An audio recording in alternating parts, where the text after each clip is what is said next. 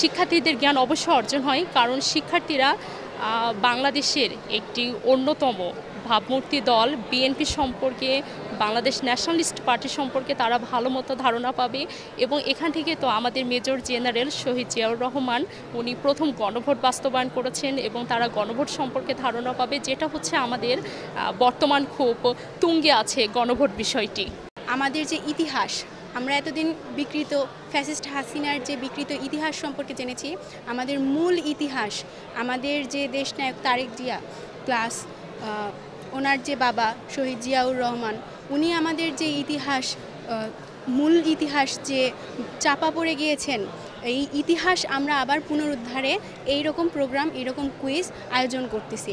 আমরা অবশ্যই ভবিষ্যতে এরকম আরও অনেক প্রোগ্রাম আয়োজন করব, কেননা সাধারণ শিক্ষার্থী প্লাস সাধারণ জনগণের মধ্যে এরকম সতর্কতামূলক অনুষ্ঠান যদি আমরা প্রচারণা করতে পারি, আমাদের বিকৃত ইতিহাস তবেই উদ্ধার হবে।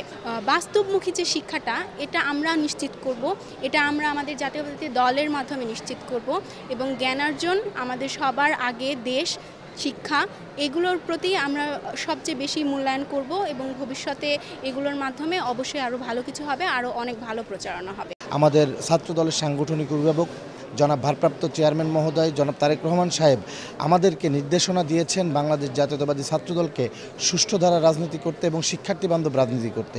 তারই ধারাবাহিকতা আপনারা কুষ্টিয়ায় দেখেছেন, কুষ্টিয়া সরকারি কলেজ সহ কুষ্টিয়া জেলার বিভিন্ন শিক্ষা প্রতিষ্ঠানে আমরা শিক্ষার্থী বান্ধব কর্মসূচি পালন করতেছি। আমরা বিভিন্ন বিষয় নিয়ে কুইজ প্রতিযোগিতা করতেছি। তারই আলোকে আজকে আমাদের কুষ্টিয়া সরকারি কলেজ ছাত্র দলের আয়োজনে শহীদ রাষ্ট্রপতি জিয়াউর রহমানের জীবনী এবং বিএনপির ভারপ্রাপ্ত চেয়ারম্যান জনাব তারেক রহমান ঘোষিত রাষ্ট্র কাঠামো মেরামতের যে 31 দফা, এই 31 দফার বিষয়টা নিয়ে আজকে আমাদের কুইজ প্রতিযোগিতা।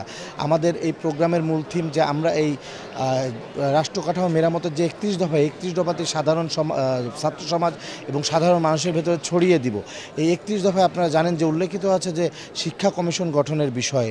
এই শিক্ষা কমিশন গঠনের বিষয়ে আমি আশাবাদী যে আমাদের দল যদি সরকার গঠন করে, বাংলাদেশ জাতীয়তাবাদী দল যদি পরবর্তীতে বাংলাদেশের সরকার ক্ষমতায় আসতে পারে, ইনশাআল্লাহ শিক্ষা কমিশন সহ শিক্ষার্থী বান্ধব সকল প্রকার সাহায্য সহযোগিতা থেকে শুরু করে সকল কিছু আমাদের বিএনপির ভারপ্রাপ্ত চেয়ারম্যান জনাব তারেক রহমান সাহেব করবেন শিক্ষার্থীদের জন্য।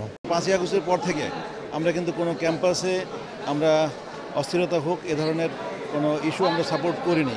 আমরা চাই ছাত্ররা সহাবস্থান করুক, সবাই মিলেমিশে থাকুক এবং এর মাধ্যমে একটা সৌহার্দ্য সম্প্রীতি ক্যাম্পাসে প্রতিষ্ঠিত হোক। আপনারা দেখেন যে আজকে আমরা যে প্রোগ্রামটা নিয়েছি, এটা কিন্তু একটা গঠনমূলক প্রোগ্রাম। ছাত্রদের জ্ঞান অর্জনের আগ্রহ এবং উৎসাহ আকাঙ্ক্ষা সৃষ্টি করার জন্যই আমরা এই ধরনের প্রোগ্রাম নিয়েছি। আপনারা নিশ্চয়ই ইতিপূর্বে এই ধরনের প্রোগ্রাম আপনারা দেখেননি। আপনারা দেখেছেন যে রাজনৈতিক নেতৃবৃন্দ আসতো, মিছিল মিটিং করতো, হইচই করতো, চলে যেত।